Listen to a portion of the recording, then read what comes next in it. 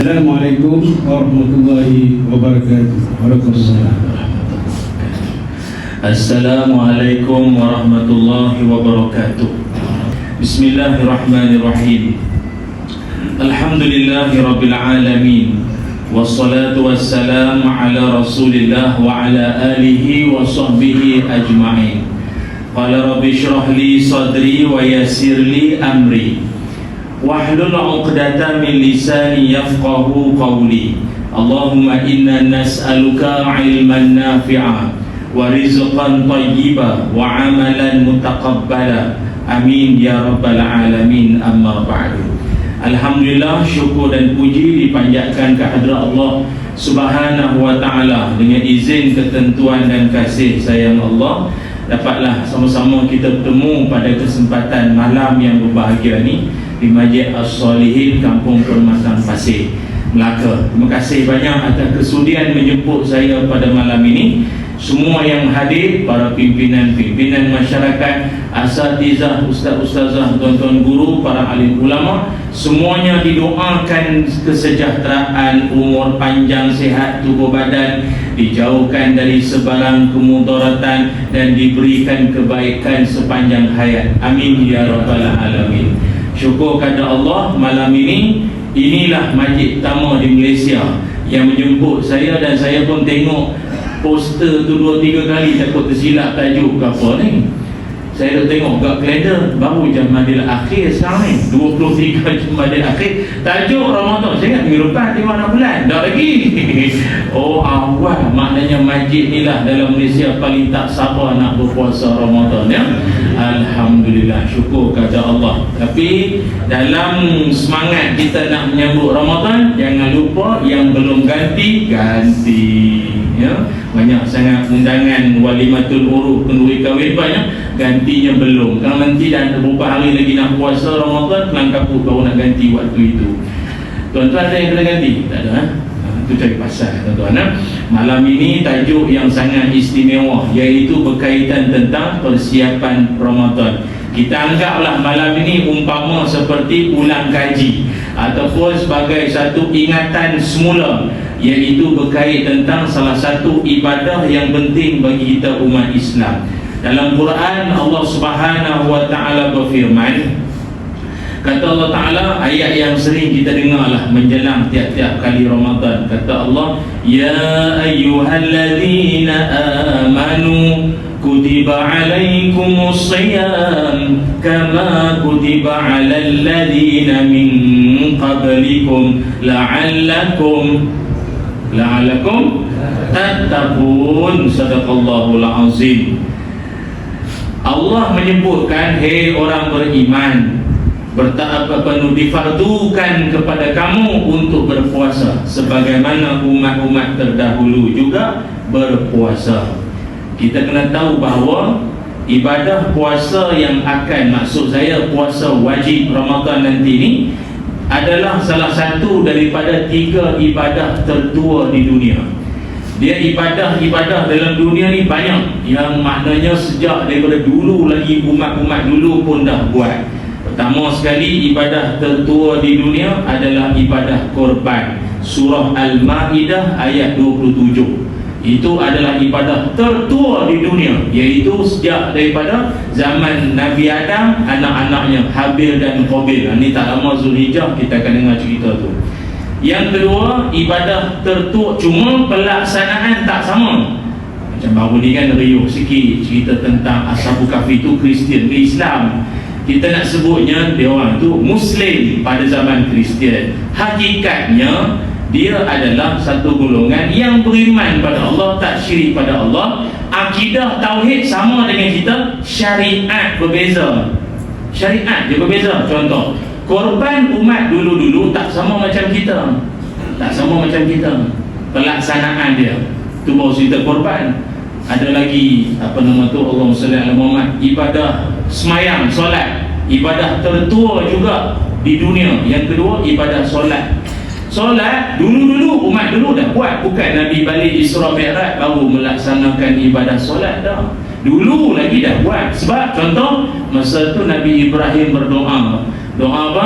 Rabbi ja'alni muqimas salati wa min zurriyati. Hebat orang majid ni, memang patutlah solihin, memang soleh semuanya. Baca sikit ayat boleh sambung. Innama amruhu iza arada syai'an ay yaqula lahu kun fayakun. Itu lagi ramai sambung. Itu macam selalu baca setiap malam Jumaat, tuan-tuan, sebab nanti ada makanan, tuan-tuan. Jadi solat adalah ibadah tertua. Sebab Nabi-Nabi dulu dah semayang. Nabi-Nabi dulu dah semayang. Pelaksanaan dia tak sama. Tapi Islam dah, Islam akidah sama, pelaksanaannya tak sama. Taubat umat dulu-dulu ada setengah syariat dulu, iaitu taubatnya adalah dengan membunuh diri. Bunuh diri. Islam lah, Islam tauhid pada Allah lah, tapi syariat dulu lagi. Boleh tak adik-beradik sama adik-beradik kahwin? Boleh. Anak-anak Nabi Adam nak kahwin dengan siapa lagi? Memang dia orang, dia manusia apa atas dunia ni, tak kahwin lembu lah. Syariat dulu. Islam tak? Islam lah. Solat sama. Solat itu yang Nabi Muhammad sallallahu alaihi wasallam, Nabi balik daripada Isra wal Mi'raj, kemudian Nabi solat dengan sepupunya. Siapa sepupu Nabi? Iaitu Sayyidina Ali karamallahu wajah, semayang dengan sepupunya. Dia semayang, kata Sayyidina Ali, aku macam agak sedikit terkejut, sebab biasa semayang dengan Nabi tak ada pula bongkok-bongkok. Biasa dia berdiri tu ke sujud, hari ni ada bongkok pula, rukuk. Jadi solat sebelum Isra Mi'raj tak ada rukuk. Nampak? Takkan kita kata ni sesat, tak? Syariat berbeza, itu dia, akidah tetap sama. Itu panjanglah kan nanti jadi kita bab semayang pula. Yang ketiga, ibadah tertua di dunia adalah ibadah puasa. Surah Al-Baqarah ayat 183. Umat dulu pun puasa. Contoh Nabi Adam. Nabi Adam dalam setahun, baginda akan berpuasa 3 hari dalam sebulan. Maknanya dalam sebulan 3 hari. Hari putih dia panggil 13, 14, 15. Itu Nabi Adam punya puasa dia. Nabi Isa alaihi salam akan berpuasa selama 50 hari dalam setahun dengan umatnya. Orang-orang Israel pun ada puasa juga, 40 hari dalam setahun dia akan ada puasa dia. Nabi Muhammad sallallahu alaihi wasallam yang macam kita amalkan sampai ke hari ini. Cuma Nabi dalam kesempatan hidup, Nabi sempat berpuasa sebanyak 9 kali seumur hidup Nabi, iaitu 8 kali sebanyak 29 hari dan sekali sebanyak 30 hari. Rasulullah sallallahu alaihi wasallam. Ataupun Nabi apa lagi? Nabi Daud. Nabi Daud macam tuan-tuan pun pernah dengar. Atau mungkin ada tuan-tuan yang buat macam tu, jenis puasa selang hari. Hari ni puasa, esok tak puasa, lusa puasa balik, tulat tak puasa. Saya nak tuan-tuan pun ada yang buat macam tu. Hari ni puasa, esok tak puasa, lusa tak puasa, tulat tak puasa, Ramadan baru puasa. Dia punya sembang macam Nabi Daud punya puasa, penyedap.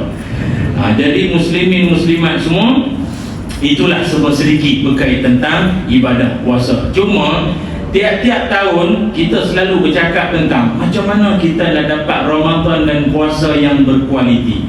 Bagi saya, benda paling penting sekali tentang ibadah puasa dan Ramadan itu adalah ilmu. Tuan-tuan, ibadah puasa lah ibadah terpanjang sekali yang kita buat.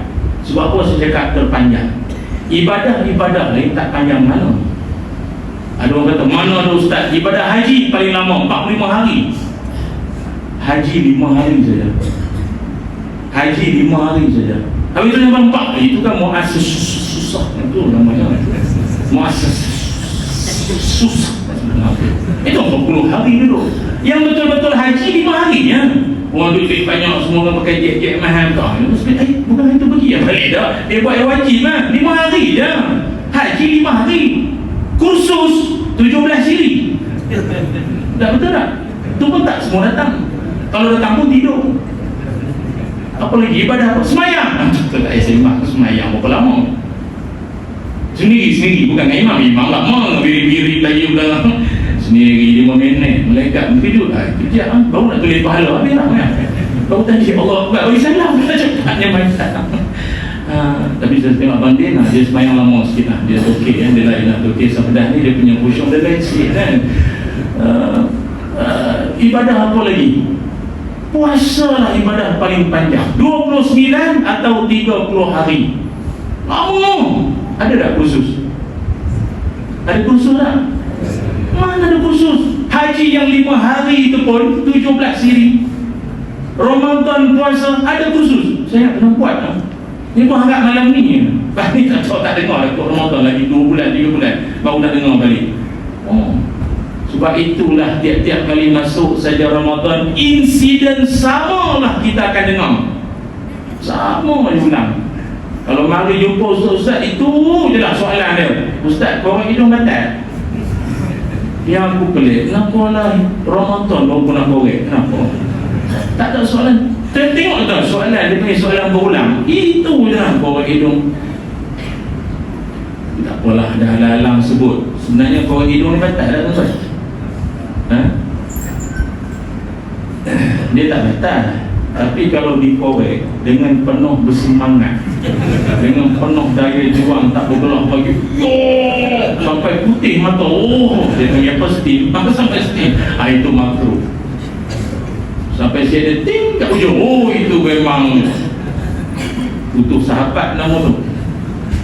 Apa lagi soalan orang selalu tanya, Ustaz, sebenarnya buka puasa ni tunggu masuk waktu ke tunggu azan? Saya tahu kan macam tu. Berapa kali dah insiden untuk bila azan awal? Yang lapar ni siapa sebenarnya? Awal sangat azan. Berapa banyak dah insiden untuk bila azan awal kan? Awal 3 minit, awal 2 minit. Kelang kabut orang kampung ni. Jadi sebenarnya berbuka puasa tunggu azan ke tunggu masuk waktu? Tunggu masuk waktu, bukan tunggu azan. Bayangkanlah kalau tuan-tuan betul-betul tunggu azan, mai Tok Bilal tu dia telan kurma kat 7 biji, ngong-ngong pada muka orang kampung. Tunggulah aku makan dulu. Dia tahu masuk waktu tu apa?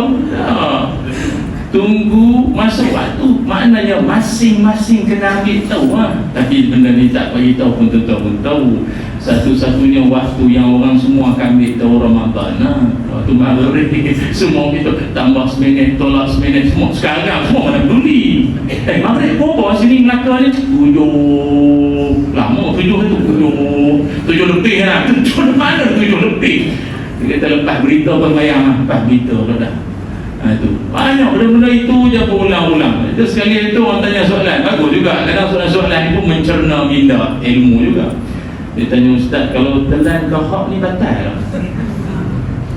Ustaz Ghazim dah cerita dengan saya itu. Dia kata ada, dia kan pusat apa ni pondok dia ada orang tutup. Ada sampai sekarang punyalah menjalani puasa Ramadan tanpa ilmu.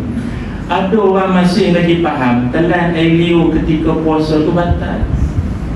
Geluk telan tu batal. Dia fikir macam tu lama. Dah warga emah, dah warga gangsa, tak apa, emah dah. Dia fikir kalau telan tu batal, berbuih mulut, tui, membuang.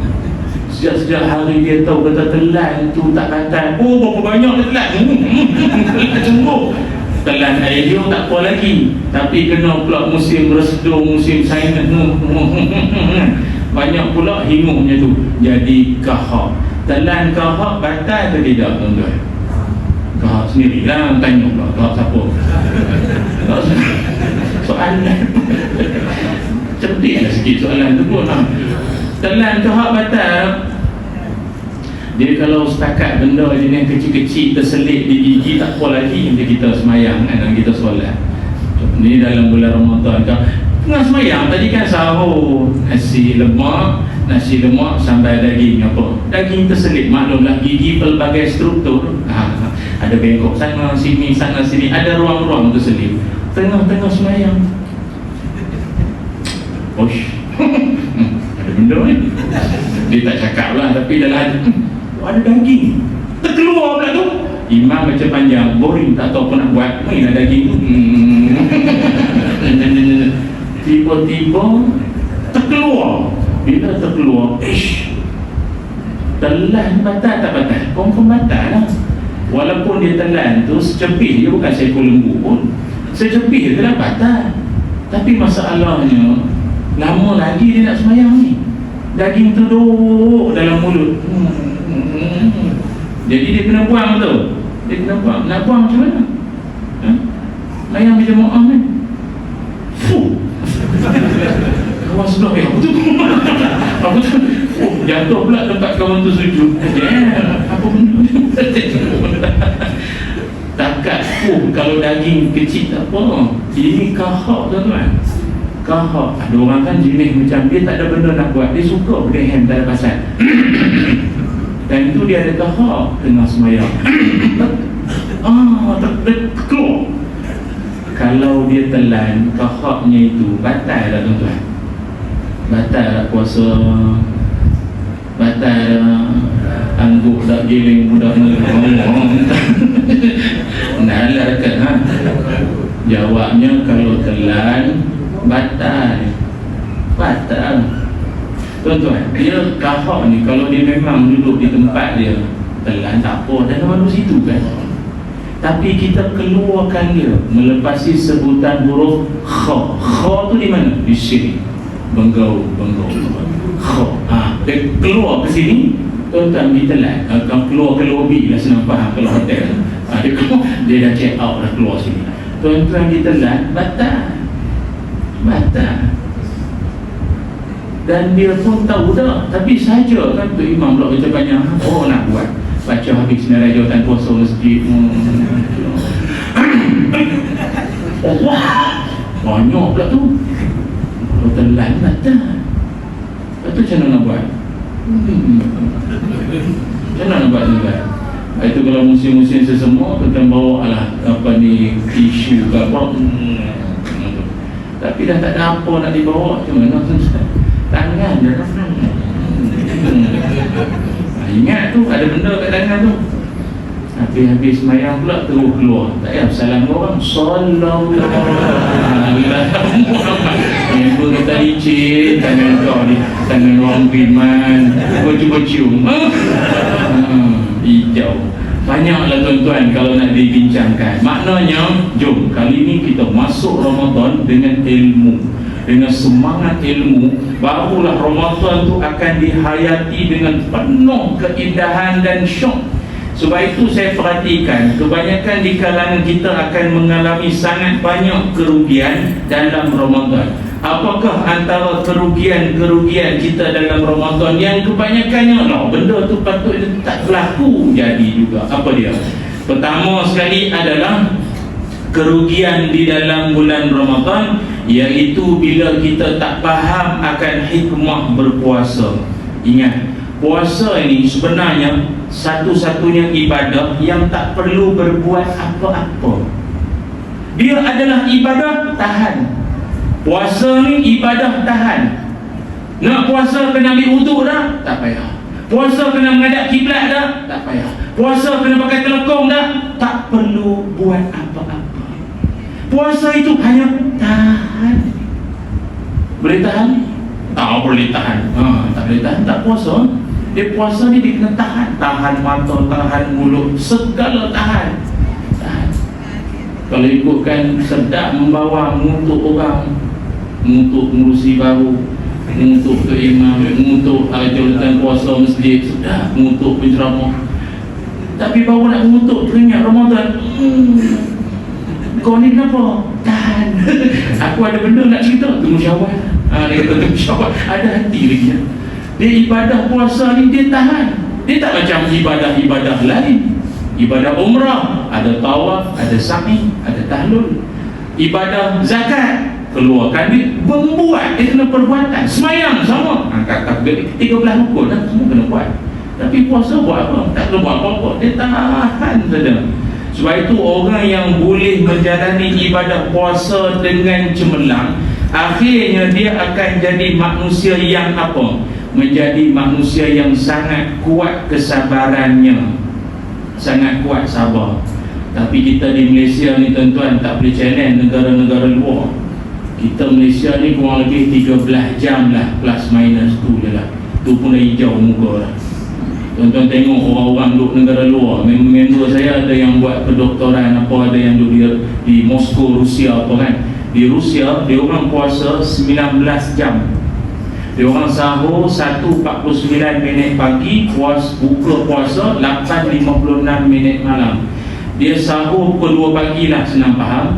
Buka puasa pukul 9 malam. Orang tengah fadlan minallah subhanal malikil ma'bud, engkau baru tengah Allah malakasumtu Rusia. Member saya cerita pula, time tu Ramadan jatuh musim panas. Duduk dalam kelas universiti, kiri kanan masalah Rusia kan, dia nak masalah tak masalah putih tak putih, getah ekor punya putih tu kan. Kiri kanan masalahnya seluar pendek musim panas. Oh panas, aku dah puasa. Memang ujian tu dia kata. Pohon kiri kanan, bukan pohon ayam, pohon orang lah. Kita bazar kan banyak pohon ayam, ini pohon orang ni. Dia kata tengok dosa tak tengok rugi pula. Tapi sebab dulu menang sekolah agama kan, jadi isah aduh, nak buka puasa pukul 9 aduh. Jadi bersyukurlah duduk di kampung Pematang Pasir ni tuan-tuan, duduk sini je lah, tak payah Rusia. Kalau puasa dekat negara Norway lagi dahsyat, 20 jam. Dia orang puasa 20 jam tuan-tuan. Negara Eropah memang panjang. Tak apa lagi, Greenland 21 jam. Dalam sehari ada 24 jam. Dia orang kurang lebih ada 3 jam lah. Itulah buka puasa, itulah tarawih, itulah Lailatul Qadar. Semua di situ tuan-tuan, semua itu. Baru habis tarawih, sahur. Sahur. Kita sempat lagi pas more-more semua buat tidur malam menyembang ni, kita tombiang apa lagi sempat. Dia orang tak ada, sangat sekejap.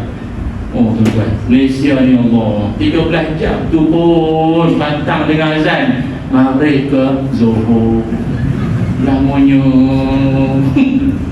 Memang dia orang berpuasa ni memang dia ujian dari Allah Ta'ala. Lagi-lagi dia puasa sahur tak bangun. Dia orang kalau puasa sahur tak bangun memang teruklah sikit. Kadang-kadang dia tengok lipat macam kurma. Dia nampak, asal belah ni kurma ni. Padahal itu lipas. Maknanya ada cabang pula tu. Ada tangkai pula tu. Maknanya dia belum sampai tahap puasa yang sepatutnya. Patutlah dalam hadis Nabi Muhammad sallallahu alaihi wasallam, Nabi menyebutkan man shoma ramadhana imanan wahtisaban ghufira lahu ma taqaddama min zambi. Kata Nabi sallallahu alaihi wasallam, siapa-siapa yang berpuasa dengan penuh keimanan, kesungguhan dan mengira-ngira mengharap Allah ampunkan dia, maka kelebihan dia ialah Allah akan ampunkan dosa-dosanya yang telah lalu. Bukan senang tuan-tuan Allah nak ampun dosa. Syarat kena puasa dengan bersungguh-sungguh. Janganlah puasa macam budak-budak itu tuan. Yang puasa budak-budak umur air ambil sembahyang kami lama. Umur dia 3 kali kami untuk glung buang. Glung tu ish berjambang dah misai janggu sampai ke pusat dah puasa je budak lagi, malu kat orang. Jadi ingat, mari kita hayati hikmah puasa yang juga kata para ulama, puasa ini dia mendidik kita supaya jadi orang ikhlas.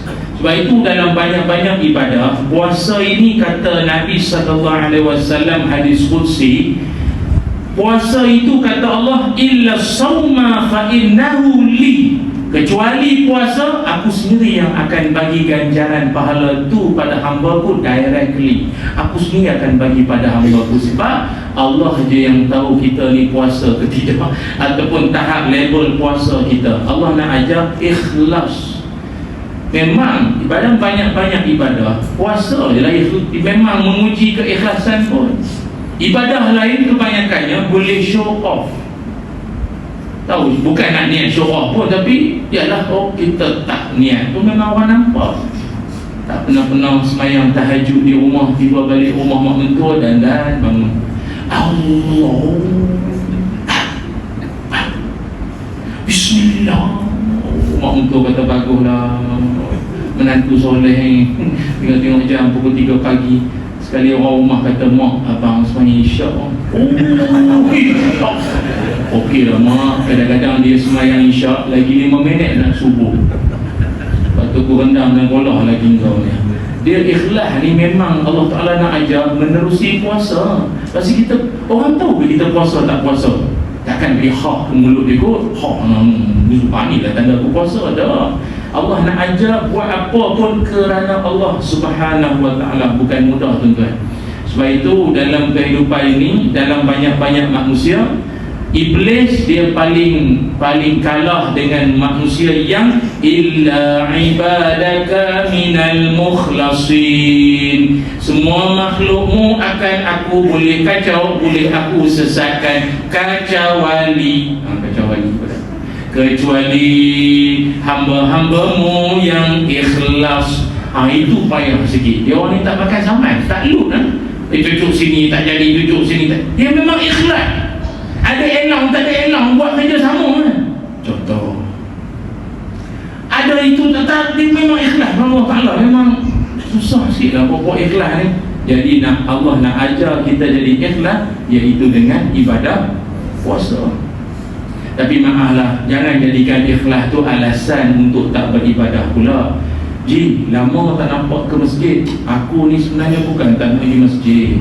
Aku ni baru sampai tapak tangga masjid itu. Rasa riak. Aku ada riak. Itu aku start motor balik. Ada jenis-jenis masuk air tu. Lepas tu sampai bila nak mari masjidnya kan? Ada orang kadang-kadang macam tu. Dia bang, dia azan, Allahu Akbar, Allahu Akbar. Macam Mekah pula. Astaghfirullahaladzim, riak. Tuan-tuan, setakat ini jelah azan saya. Saya rasa saya riak ni, tak boleh dah ni. Sadaqallahul-azim, sadaqallah pula. Azan je lah, teruk je lah. Syaitan dia suka jadi orang-orang, dia nak memancing kita. Riak. Tak. Ibadah jangan buat alasan. Buat je lah tuan-tuan. Sebab dia nak, kalau nak tunggu ikhlas, sampai bila? Sampai bila nak tunggu ikhlas? Pada tarawih tak berapa ikhlas. Jadi kau nak ikhlas bila? Meninggal baru ikhlas. Tak, dia buat je dulu. Tuan-tuan tengok mana-mana tok-tok bilal masjid yang lama-lama dulu, macam di kampung saya ada lagi lah seorang tu, tapi dah meninggal lah. Tapi dia azan daripada saya kecil-kecil lagi, kami panggil dia Pok ni. Dia azan macam tu lah, hayya ala solat. Itu untuk tak kata macam lalat je Ustaz. Tak apa, itu azan. Dah suara dia, macam tu lah. Tapi dia azan tu saya ingat saya dekat 30 tahun dia azan. Agak-agak masa mula-mula dia azan dulu riak. Bukan riak lah, maknanya mungkin dia rasa dalam kampung aku je pandai azan habis. Orang lain mungkin pandai azan, tapi kita tengok skrip Allahu Akbar 2 kali tu kan. Tapi dia kalau dah buat benda itu sampai 30 tahun, agak-agak takkan riak lagi. Dah jadi imam. Mula-mula dilantik jadi imam, dia like sikit soft. Istawa al-sadr khalal soft. Gaya. Padahal makmum orang. Dia punya gaya tu macam ramai lah. Makmum tak mam, kita 3 je mam. Gaya mutu keunggulan. Tapi kalau dah berpuluh tahun jadi imam, tak ada letak kan berpuluh tahun nak riak lagi dah. Maknanya apa-apa amalan buatlah. Mari majlis ilmu. Saya perasan ada orang kadang-kadang, kalau dia ni memang hati dia bukan lagi nak bincang riak lah semua nak menunjuk, tak ada dah. Kalau dia memang itu jiwa dia, mana-mana pun akan nampak muka sama datang majlis ilmu. Dia tak ada fikir dah, nanti orang kata alim sangat, soleh sangat, ini start baru nak start. Tak ada dah. Itu yang pertama. Yang kedua, orang yang paling rugi sekali dalam bulan Ramadan Al-Mubarak, agar kita tak termasuk, iaitu orang-orang yang memang kerja dia membuta manjang. Ada. Tuan-tuan akan tengok nanti bila masuk saja bulan Ramadan, akan muncul satu golongan yang dia disebut sebagai, bukan asal kafir. Dia memang puak-puak yang memang membuta je lah tuan-tuan. Dia memang kluster tidur. Kluster tidur. Tidur sesungguh-sungguhnya. Memang ada busuk lah tuan-tuan tengok orang macam ni. Dia lepas sahur tu tidur setidur-tidurnya. Dia celik-celik, dia sedar-sedar 6.50 petang. Anak ajak pergi bazar, Loh, kat tu nak buka dah, tak terasa puasa kejap je ya. Orang macam tu patut dikebumikan sekarang. Engkau hidup pun macam tak hidup, baik simpan je dah belakang masjid tu patut. Dia macam ni. Dia Ramadan ni, dia memang mengantuk pasal perut kosong. Kita tak ada aktiviti. Kalau tak Ramadan kan kita banyak aktiviti. Ngunyong. Ni muncul saya ceramah dalam masjid. Kalau saya ceramah macam dulu kat Melaka ni, stadium Hanyabat dulu saya pernah ceramah sekali kat stadium ke Dewan ke apa. Kan kalau di luar ramai lah beli kacang rebus, kacang goreng ke apa kan. Kita tengah ceramah dia boleh ni akan zikir kacang. Tengok dia berhenti sekejap. Ada. Tapi bila Ramadan kau nak punya apa? Jadi dia boring, dia mudah ngantuk. Hari kerja tak apa, ni yang pencen-pencen. Duk nyandor di tiang, ngantuk lah. Dia macam ni. Dalam bulan Ramadan memang sangat digalakkan ataupun ada kelebihan kalau tidur kena pada waktunya. Bila? Nabi SAW, Nabi mengajarkan waktu yang elok nak tidur itu namanya qailulah, ataupun tidur tengah hari menjelang dekat-dekat zuhur. Lagi 20 minit nak masuk zuhur tu dekat nanti, tidur itu dapat pahala. Itu Nabi SAW menyebut qilu. Nabi kata rehat seketika di tengah hari, tidur, nap. Masalah kata apa nap? Tidur sekejap. Fa inna syaitan la taqil.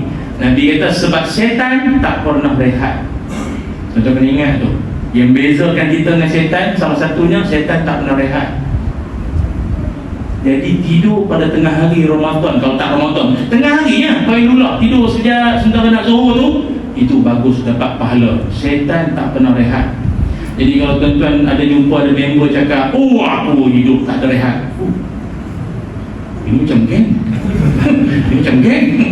Betul, dia manusia ni, dia kena ada rehat. Dia kena ada rehat. Tak kira lah dia kerja apa, dia kerja bank ke, restoran ke, dia kena ada rehat. Dia kena ada masuk, dia ada santai sekejap. Namanya qailulah 15-20 minit sekitar itu. Bukan 2 jam. 2 jam tu membuta tuan-tuan namanya. Baik itu dalam Ramadan nanti tuan-tuan boleh plan bila aku nak rehat qailulah sekejap, tidur tengah hari. Lagi-lagi nanti bila nak balik kampung, nak balik raya nanti, bila kita drive, orang lelaki kan bila drive kita mengantuk. Dia ada satu masalah pemanduan kita yang kita tak boleh nak tahan, namanya micro sleep. Micro sleep ni adalah kita dalam keadaan tidur mata celik. Macam sekarang ni saya ada ni. Selai bulan dimasukkan ke dalam microwave. Namanya micro sleep. Badan dia dah tidur. Kan? Mata rapat tutup dah. Mata celik tu yang orang tidur. Mana tidur. Masuk orang-orang mana tidur orang. Micro sleep. Dan micro sleep ni bahaya tak bahaya dia, kalau kita sekitar 3 saat saja macam tu, saya steering kita boleh beralih hingga 200 meter. Tu yang terbabah masuk na'udzubillah min zalik. Jadi apa nak buat? Kau dah mengantuk sangat, agama ajar, pergilah tidur sekejap, rehat. Yang gagah juga. Macam saya kadang balik Kedah ngantuk, mak saya aja minum air 100. Saya pun terfikir, apa pula ayat mak orang Kedah, ayat 100 mak saya kata, ayat 100. Air bateri je berapa 100 plus. 100 plus. Air 100 dia kata, dah kadang habis air tu ngantuk balik. Ni Ramadan nak minum apa? Nak tak nak, pergilah tidur sekejap. Hatta nanti tuan-tuan ni saya tengok muka-muka tahajud ramai ni. Tuan-tuan, nanti bila bangun untuk nak qiyamul solat malam, Rasulullah SAW, Nabi ajar kepada kita, kalau dah ngantuk sangat, tidur. Nabi ajar, ngantuk tidur. Kadang-kadang tuan-tuan perasan tak, kita dah buka puasa, makan semuanya, air katira, lompat tikam, kuih naka, kuih johor, semua ada, murtabat, sur semua ada, bacok kuih tiaw, murtabat telur basuh semua ada. Jadi mengantuk tuan-tuan. Kadang-kadang tu bila makan banyak sangat, dia mengantuk satu hal, tengah sujud keluar cendol buat hidung, dia banyak sangat makan. Jadi macam mana kita nak buat ni tuan-tuan? Mengantuk. Pernah tengok kan asal nak terawih yang wow. Kita pula kadang kita duduk sebelah member yang muak, macam rimau pula orang ngantuk. Nabi SAW Nabi ajar. Tengok, Nabi Islam ni agama rahmat. Dia faham umat dia punya perangai. Kata Nabi, iza na'asa ahadukum wa huwa yusalli falyarqud hatta yazhaba anhu naum. Nabi kata, kalau kamu ngantuk sangat, waktu itu kau nak semayang, kau nak kerja tarawih kan, 8 ke 20 tak kisah. Tapi setan banyak tu. Kata setan terikat Ramadan banyak, mana pula setan yang tak terikat apa ni, ngantuk sangat. Maka Nabi ajar, kalau dah tak tahan mengantuk sangat, kata Nabi, falyarqud, pergilah tidur sekejap. Pergilah di belakang tiang mana-mana. Tapi janganlah pejam tu sampai 10:30 malam. Baik tak payah datang masjid kalau macam tu. Datang beria dengan minyak atar elok, dengan serban reda khusyuk, tangan tasbih semua harus bangun. Kau tidur kau. Aduh, baik tak payah datang. Dia tidur sekejap lah, pesan member kan, habis 2 rakaat pertama aku kejut aku. Tak boleh, aku cannot go lah. Mungkin tuan-tuan tertanya-tanya, pasal apa? Patutnya Nabi ajar, kalau kau mengantuk, tahan. Setahun sekali di Ramadan semayang tak, Nabi kata pergi tidur sekejap. Sebab apa? Sebab kata Nabi, fa inna ahadakum iza salla wa huwa na'isun la yadri la'allahu yazhabu yastaghfiru fayasubban nafsuhu. Kerana kalau engkau gagah juga sembahyang dalam keadaan mengantuk macam tu, engkau sendiri pun tak sedar. Kau doa, kau minta, kau apa benda kau cakap pun kau tak tahu. Tak mengantuk. Ya Allah, ya Allah, maghfir, ya Allah, ampunkan aku, ya Allah. Ya Allah, ampunkan aku, ya Allah. Ya Allah, ampunkan aku ampunkan kau, ya Allah. Faham dah? Dah tidur. Jangan sekarang, nantilah. Nanti ya. Pergilah tidur. Langsung tidur. Tak boleh, dia benda-benda kalau ngantuk tak boleh buat apa dah. Sebab tu kalau saya ceramah kau tumpah orang tidur macam mana, takkan nak jauh masjid, malaikat kan. Saya tak setuju penceramah jenis jauh-jauh ni dalam masjid. Pasal masjid dia rumah Allah ke rumah kau? Rumah Allah ke rumah pak saudara? Dia pun jauh-jauh tengok. Rumah aku kot.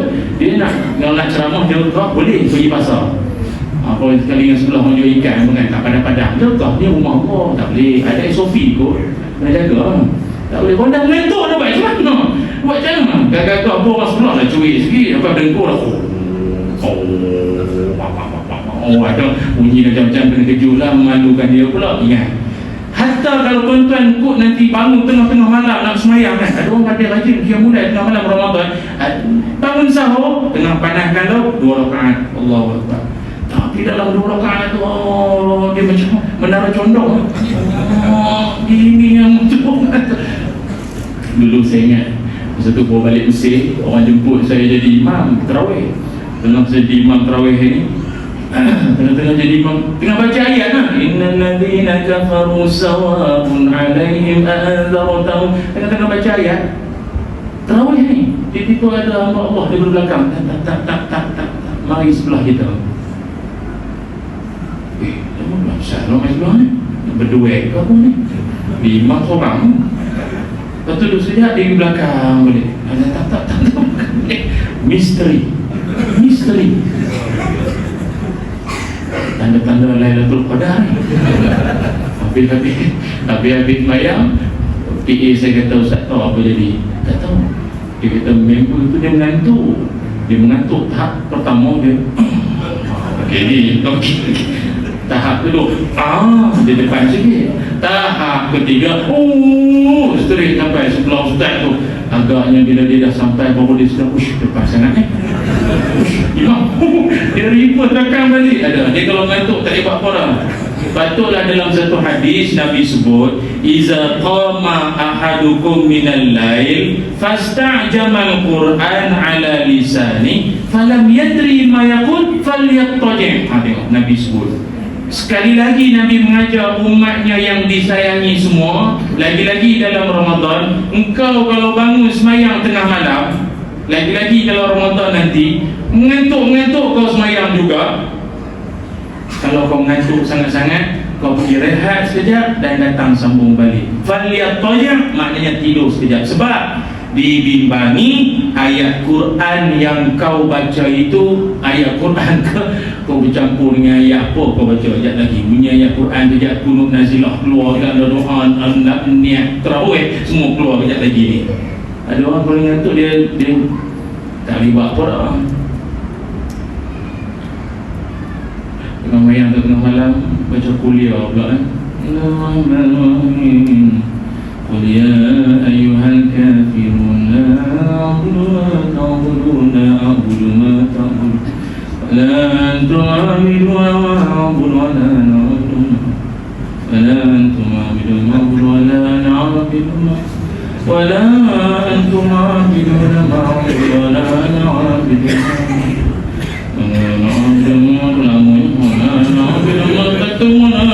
lama bini dia kesian tengok tak sanggup kawan tua dia nanti lakum dinukum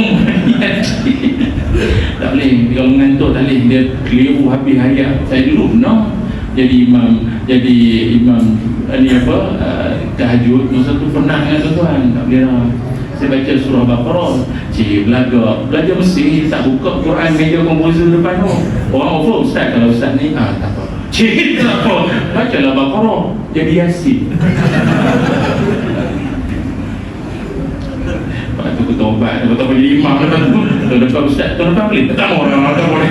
Malu kan nanti masuk surah Ali Imran tak jadi Nabi ajar kau ngantuk sampai pergi tidur lah. Kau pergi tidur dulu. Kan nanti ayat entah apa-apa kau baca. Itu isunya apa? Yang paling penting tidur tak ada masalah. Cuma jangan terlalu membuta sangat sampai orang tak boleh beza antara manusia dan jenazah. Itu. Yang seterusnya, siapakah manusia paling rugi dalam Ramadan agar kita tak termasuk dalam kalangannya adalah saya lupa pula dia apa. Okey, yang ini ya. Tuan-tuan yang dirahmati Allah sekalian. Ni kita nak buat war-war sikit tuan-tuan ya. Iaitu kita nak wawarkan sumbangan untuk program ceramah bulanan di Masjid As-Solihin. Ini baca skrip ni. Sila. Ya. Tuan-tuan semua, kita nak mengedarkan tabung. Yang mana tabung yang pisahkan JAKIM itu belakang tuan-tuan. Itu kain putih tu selain daripada yang tu jangan. Kalau ada pula tabung sendiri bawa tabung sendiri pula dia kata masjid punya. Itu jangan, itu illegal. Yang legal punya ni. Ini yang masjid official punya ya. Yang mana kaung-kaung tu nanti akan diedarkan untuk tuan-tuan sama-sama menyumbang. Kalau boleh biarlah dia ada tol lah, dia ada singgah-singgah sikit. Jangan smart tag sangat baju RFID pula. Jadi ada singgah-singgah lah sikit tuan-tuan. Masukkan tuan-tuan apa yang ada ustaz. Saya duit tak bawa, kunci motor pun boleh kita alu-alukan. Kita boleh gadai lah insya-Allah. Handphone pun boleh. Daripada tengok TikTok saya malam, kubur lah handphone tu. Yang mana ini sumbangan ini untuk pengimarahan, sama ada program-program masjid ataupun apa sajalah untuk manfaat masjid ataupun rumah Allah Subhanahu wa ta'ala ini untuk sama-sama kita manfaatkan. Tuan-tuan, masa menyumbang masuk duit dalam tabung ke dalam karung itu, niatkan juga salah satu daripada sumbangan kita ini untuk disedekahkan pahalanya buat orang tua kita yang dah meninggal dunia pun boleh. Ataupun niatkan juga sebagai syifa, sebagai penawar. Kan dalam hadis Nabi sallallahu alaihi wasallam menyebutkan dawu mardakum bisadaqah, ubatilah orang yang sakit dalam kalangan kamu dengan bersedekah. Jadi siapa-siapa yang sakit, selain jumpa doktor, pergi farmasi ke apa, masukkanlah duit dalam tabung, dalam karung ini. Niat, ya Allah aku ni kau lah makan sotong jeruk tepung banyak sangat, ya Allah moga ni jadi ubat. Tadi tuan-tuan masuk, tadi ada niat tak ubat? Tak niat? Patah balik. Kita pusing balik sekali lagi. Tak apalah, nanti ini yang punya. Ada orang dia takut riak. Dia kata saya tak nak pergi daripada bawah, saya nak pergi belakang-belakang. Ataupun jangan tak bagi sudah. Kan yang penting sumbangan kita sedekah itu juga menyelamatkan kita dari azab api neraka. Wallahu ta'ala a'lam, tuan-tuan ya. Baik, sambil-sambil tabung tu masih lagi bergerak, kita sambung. Iaitu yang seterusnya, yang ketiga, iaitu golongan yang paling rugi sekali dalam Ramadan siapa? Iaitulah golongan yang, ya Allah, tak datang masjid langsung. Ada setengah golongan terbalik. Ramadan memang nampak sungguh, dan kali terakhir kita nampak dia pagi Syawal, masa sembahyang raya. Lepas tu tak ada dah. Sampai orang masjid pun terpaksa dah buat kain rentang mencari orang hilang. Kali terakhir dijumpa ni 1 Syawal sembahyang raya. Itu je lah, tu pun dapat duit raya seorang sikit, itu yang datang tu. Jadi tuan-tuan, kalau masuk Ramadan tak datang masjid, rugi. Sebab itu salah satu daripada fadilat duduk dalam Ramadan, man qama ramadana imanan wa ihtisaban. Siapa yang mendirikan Ramadan, termasuklah mengimarahkan masjid-masjid, maka dia juga termasuk dalam kalangan golongan yang diampunkan oleh Allah Ta'ala dosa-dosanya yang telah lalu. Sebab itu kita ni hidup banyak dosa tuan-tuan. Hidup banyak dosa. Saya sendiri pun tuan-tuan pun banyak, akhir-akhir ini banyak berita kita dengar mati mengejut. Baru ni Tok Imam sedang mengimamkan solat subuh apa? Meninggal tuan-tuan, menjadi imam. Tu sekarang ramai takut jadi imam ni.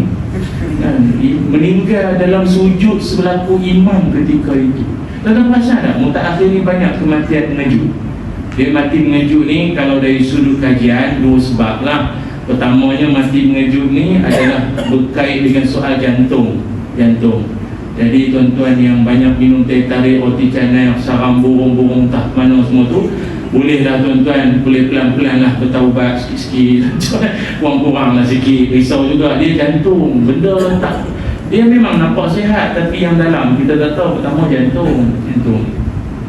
Tapi kalau buat nisbah antara laki-laki dengan perempuan yang berkait dengan masalah jantung dan meninggal asbab jantung, laki-laki 12,000 orang purata setahun. Perempuan 8,000 je setahun, tak ramai. Laki-laki ramai. Pasal laki-laki ni dia banyak memendam. Dia tension, dia bengang, dia apa, dia simpan dalam, tu meninggal. Dia abang-abang semua tak payah pendam sangat, luah lah. Otak nanti meninggal awal nanti. Kopi pun tak sempat tinggal nanti. Itu pertama. Yang keduanya adalah kerana kemalangan, accident. Itu pun mati mengejut, banyak juga mengejut. Baik, itu tuan-tuan, kita dalam hidup ni entah-entah mungkin malam ini malam terakhir kita. Dan tadi yang sedekah tu, entah-entah itu sedekah terakhir tuan-tuan. Itu pun kalau sedekah, siapa boleh jamin dia akan sembahyang subuh pagi esok? Dia nak sembahyang subuh, tapi siapa boleh jamin dia akan sembahyang subuh dengan izin Allah pagi esok? Belum tentu. Berapa ramai meninggal dunia dalam tidur tuan-tuan. Jangan kata meninggal dunia dalam tidur, tengah ceramah pun meninggal. Yang penceramah pun meninggal tengah tidur. Tapi banyaknya yang dengan ceramah lah yang meninggal. Setakat ni lah kan. Tapi yang bawa orang ceramah, itu sangat panjang lah umur dia. Sebab dia punya kelebihan tu boleh bincang lah lepas ni kan. Tapi ada UG pula, kan, dia lain sikit. Tuan-tuan yang dirahmati Allah sekalian, sebab itu marilah ke masjid, main masjid. Saya sebenarnya nak sebutkan bahawa mari masjid ni, selain daripada kita dapat satu kelebihan apa? Siapa-siapa yang mendirikan solat berjamaah, as-salatu bil jamaah tafdulu min salatul fazi. Semayang berjamaah dengan semayang sendirian pahalanya 27. Ada pula member kata, tak apa Ustaz, saya semayang dengan bini saya, orang rumah saya dengan anak di rumah berjamaah juga 27. Sama. Siapa kata sama? Semayang berjamaah di masjid dengan semayang berjamaah dengan anak bini di rumah, pahala 27 kan? Betul tak? Tak berani nanggung.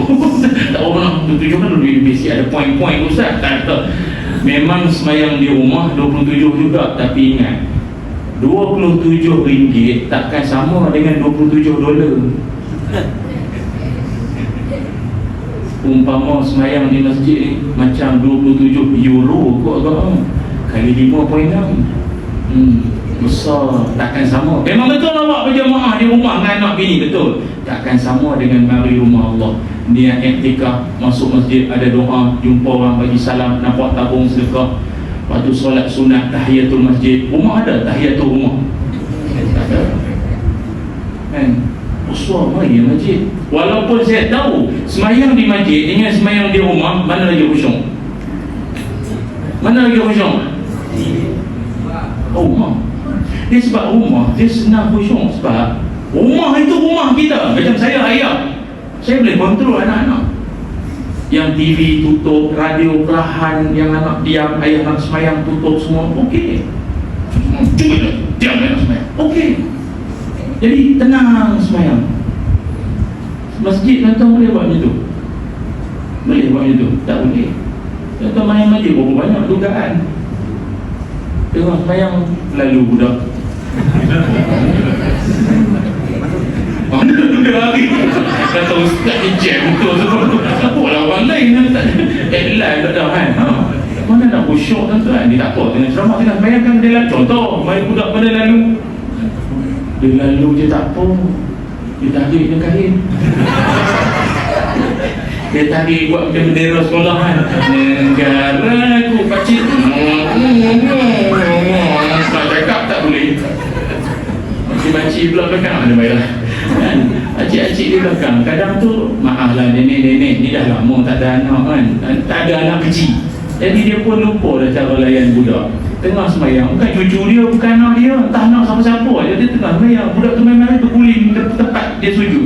Wih ya, makcik tu Sami Allahu liman hamidah, nak sujud, budak tu kat depan, macam mana?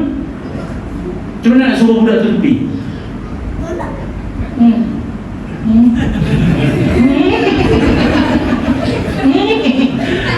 Budak tu tak sujudlah aku jawabnya.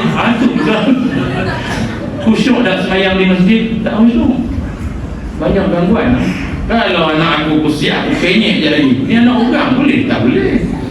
Tuan-tuan semayang di masjid kadang tu, Allah, tuan-tuan boleh sangka ke siapa-siapa akan semayang sebelah kita? Tuan-tuan tak tahu. Makin ramai pula buat geng ke buat ni. Kita tengah-tengah semayang pula mari hamba Allah mana-mana mari duduk sebelah kita. Kita pun tak apalah, dia semayang, kita semayang. Tapi perlakuan semayang dia tu yang kita bimbang tu. Oh salli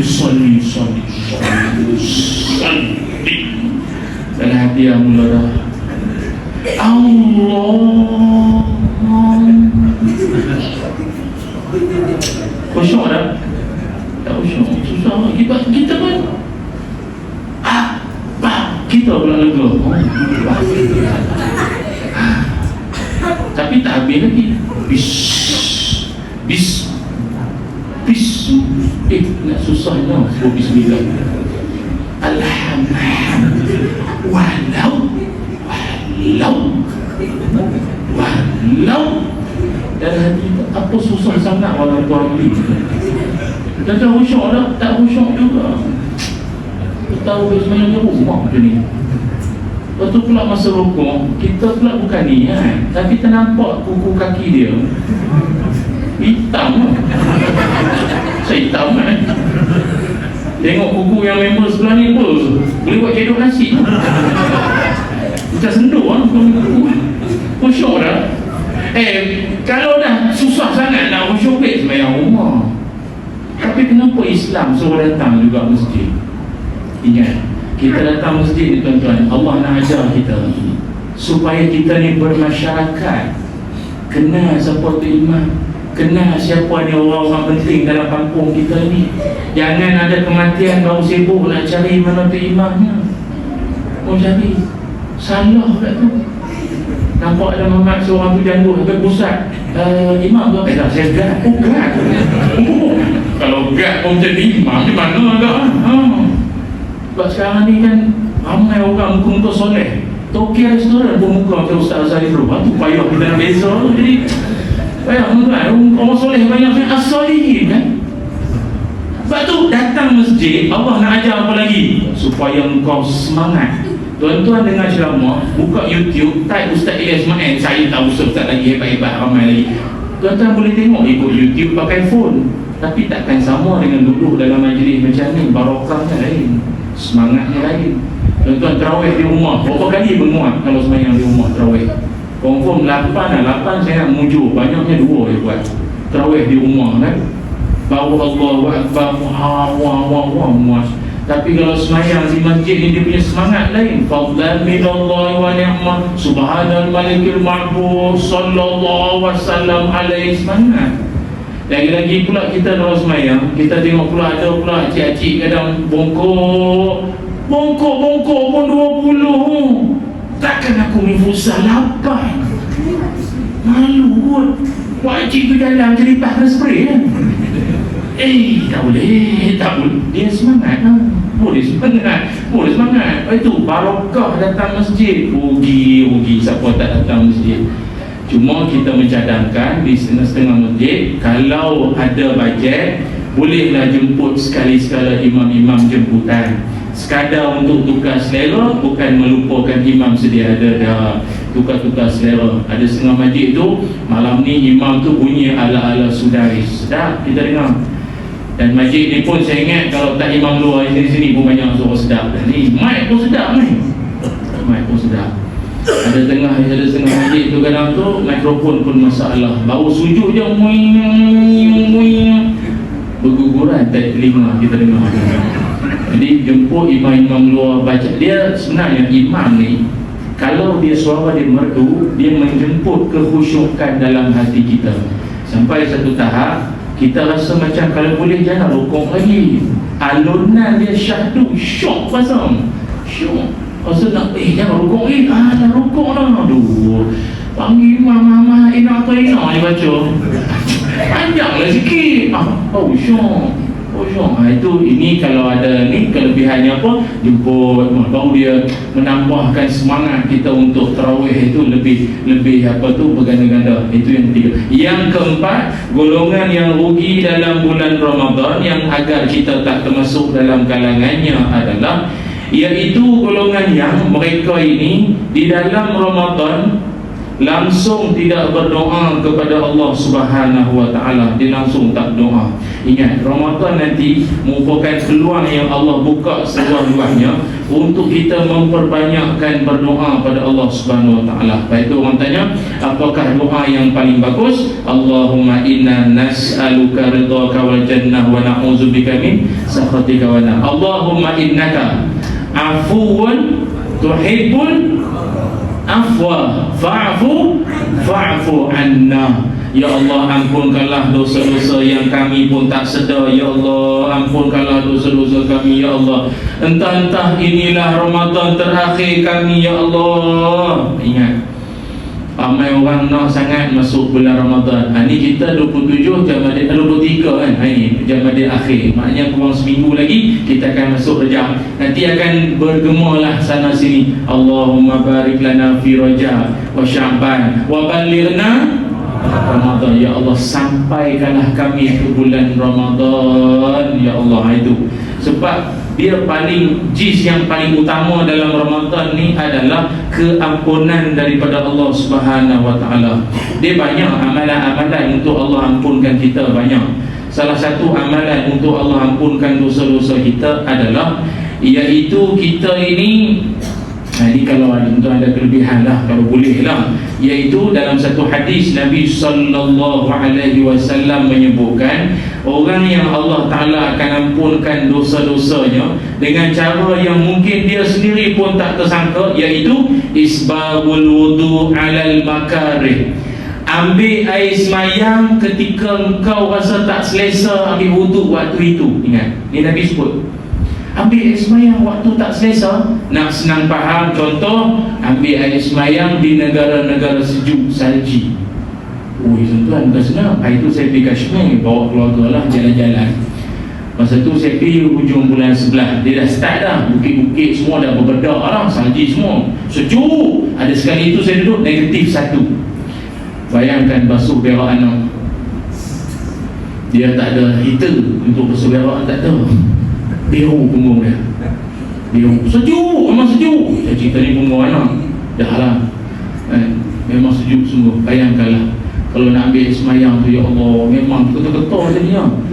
Nabi sebut, siapa yang boleh berwuduk ketika susah-susah itu, Allah ampun dosa-dosa dia. Kita paling-paling pun pergi airport KLIA, flight pukul 7.30 pagi, 5 suku dah sampai, pukul 6 subuh ambil semayang dekat airport, sejuk tu pun kira okey lah. Malaysia punya standard boleh lah sejuk tu. Lepas tu orang tua-tua dulu jenis bangun tengah-tengah malam. Orang kata apa, dia mandi di tengah malam, orang tua-tuanya Dia kalau mandi awal malam tak elok, setengah orang kata bau air. Dia eloknya tengah-tengah malam tu, ataupun nak menjelang subuh tu. Orang tua dulu dia mandi telaga, mandi pagi, pukul 4 pagi. Anak-anak generasi sekarang tak ada, semua roti itu, semua air panas kan.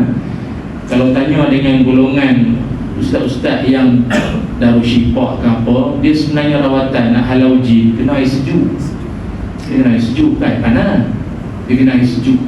Jadi kalau puak-puak je ni tak suka air sejuk ni, something wrong ni. Dia kena air sejuk sebenarnya. Dia kena air sejuk. Wah, itu orang tua-tua dulu immune kuat. Dia sejuk tu, dia mandi ya. Budak sekarang melompat, sejuk. Mandi lah air panas. Daging empuk lah, budak lah ni. Empuk daging dia. Macam kena rebuk kan. Tak boleh. Dia yang bagusnya berwuduk ketika susah, satu.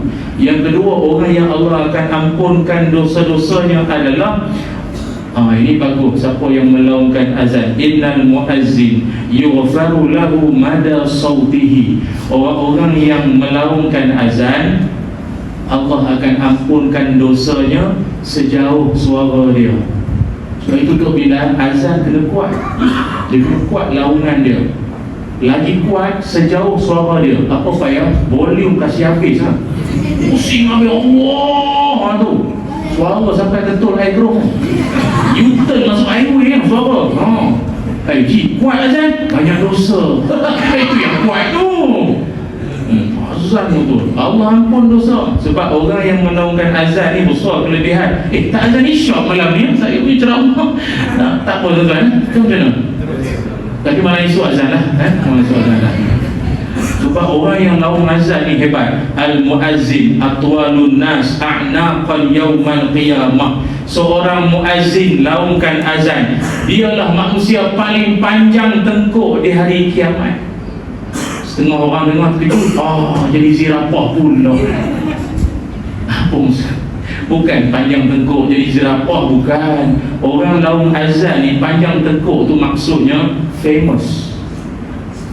Di syurga nanti semua penjuru syurga semua nampak. Orang dia panggil apa? Dia panggil apa? Top of the world. Macam itulah. Dia akan famous. Orang akan nampak sangat terkenal. Orang yang melaungkan azan. Itu. Tapi yang bagusnya azan suara mesti kuat, padu dan bersemangat. Jangan azan macam Piramli tu semerah padi. Tak ya, tu nyanyi. Dengan azan dia kena bersungguh-sungguh kuat sikit. Lagi-lagi azan subuh. Lagi apa lagi? Itu kelebihan dia. Dan yang seterusnya, yang kelima, orang yang paling rugi sekali dalam bulan Ramadan adalah iaitu orang yang banyak bercakap yang sia-sia. Lebih-lebih lagi dia banyak berbohong dan berdusta dalam bulan Ramadan. Kata Nabi SAW, laisa siyamu minal akli wasyarab, innama siyamu minal lahwi warrafasi.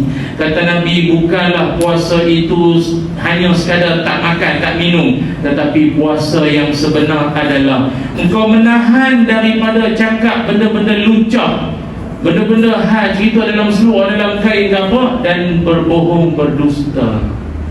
Jangan. Bulan Ramadan ni dia training. Bukan kata Ramadan dia jangan bohong, bulan-bulan lain pun sama. Tapi lebih-lebih lagi dalam Ramadan nanti, jaga mulut. Sebab tu sekarang ni saya tengok tuan-tuan ada setengah orang kadang dia tak jaga mulut, memang tak jaga mulut dia ni, ataupun tangan. Dia nak komen, dia nak apa cakap, dia melepas kan. Dia tak puas hati dengan mufti, dia tak puas hati dengan penceramah, tak puas hati dengan asatizah apa, dia hentam kan.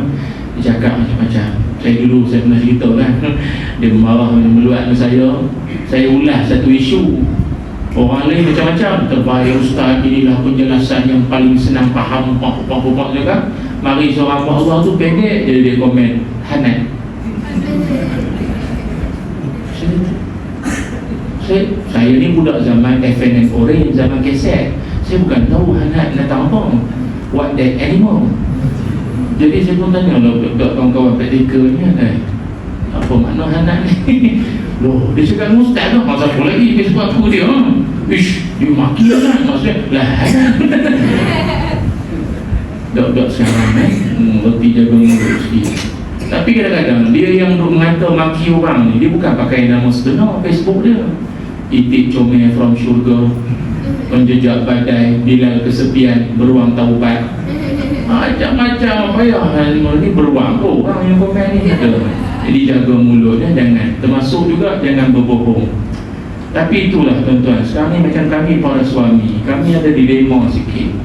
Sampai satu keadaan kami ni tak tahulah nak kata bohong ke, jaga hati ke apa. Masuk piramid lagi pening, dia kata bohong sunat dah.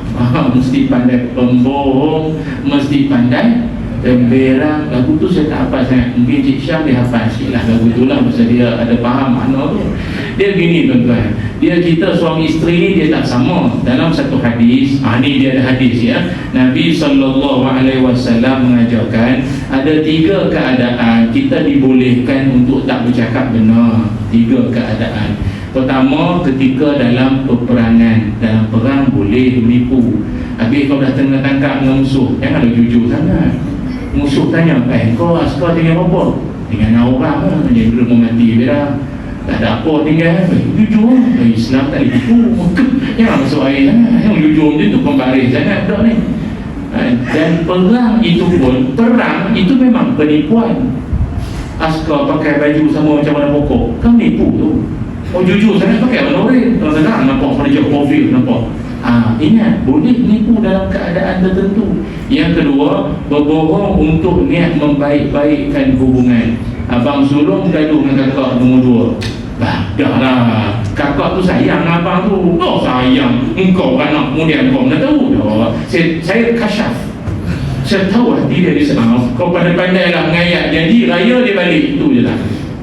Pasal kakak dia sponsor kambing, itu yang dia kena balik. Abang pula sponsor lemang, jadi kambing dengan lemang mesti kawan nanti.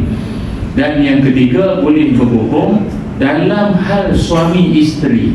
Bohong yang macam mana? Ini bukan sampai kata pergi Kusuh, tahu-tahu pergi Selatan Talian, bukan. Ini bohong dalam erti kata sekadar menjaga hati saja. Itu boleh, itu boleh. Pasal orang perempuan ni kadang susah, lagi-lagi bila nak raya kan, dia beli baju, dia tempah baju. Kadang dia tanya kita, payah kita nak jawab, bang okey tak bang? Aduh.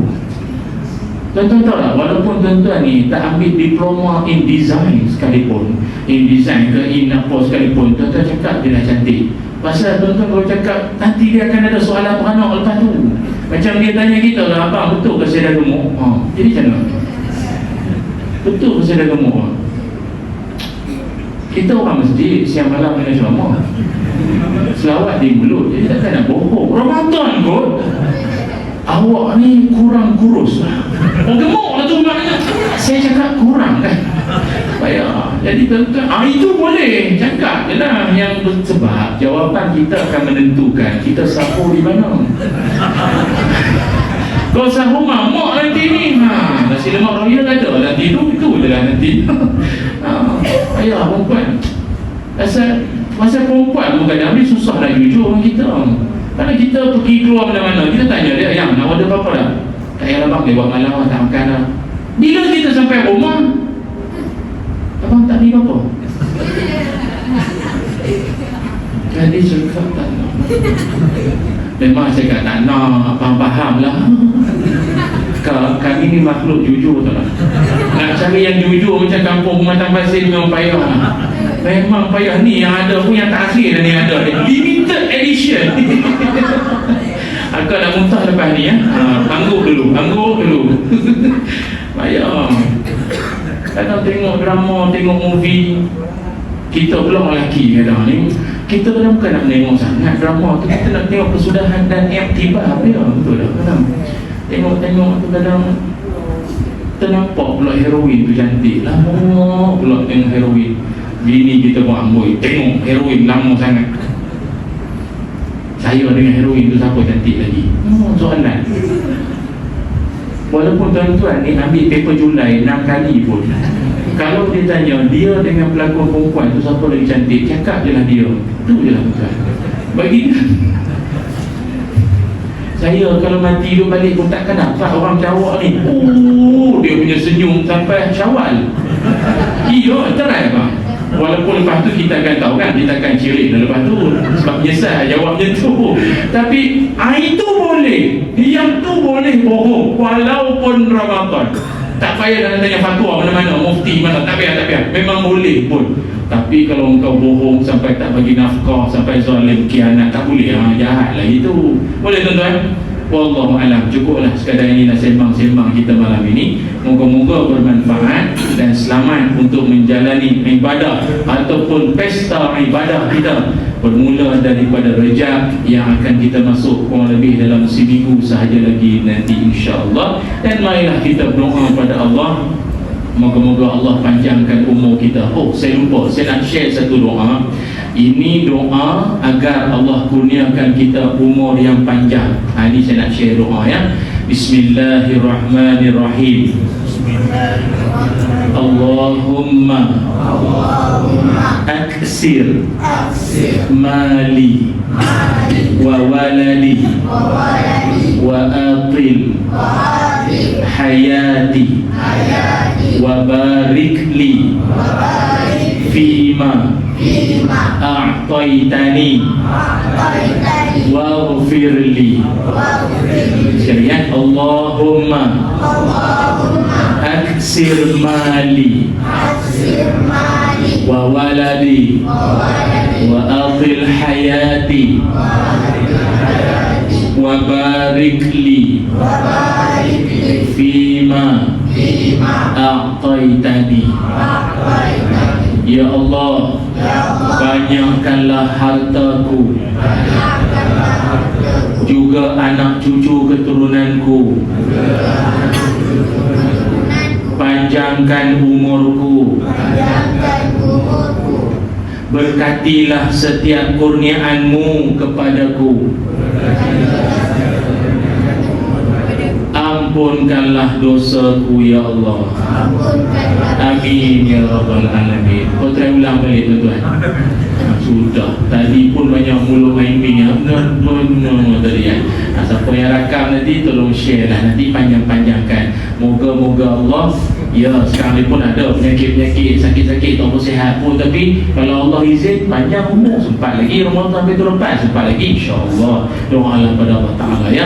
Wallahu taala alam. Terima kasih banyak atas kesudian tuan-tuan semua menjemput saya. Ada rezeki dan lain-lain kesempatan kita bersua lagi. Aqulu qauli hadza wa astaghfirullahal azim li wa lakum. Assalamualaikum warahmatullahi wabarakatuh.